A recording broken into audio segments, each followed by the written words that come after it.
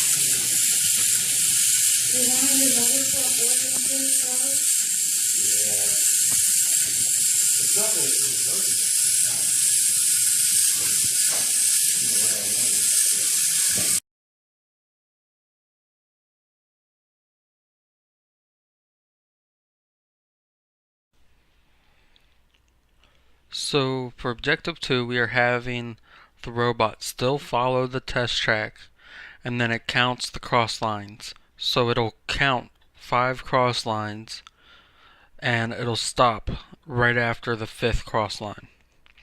So just like the last objective, we're including the VEX LCD library because of displaying the counter number on the LCD. And then we're also including the servo motor library because we are using servo motors. Here just naming the servos, setting the line trackers to level, setting the threshold to 500, and then just saying which motor is in which pin. And then here we have in the void loop we have a while loop for when the counter is less than 5. So then inside the while loop, the first thing it does is read the line trackers to just so it knows which if or else statement to go into.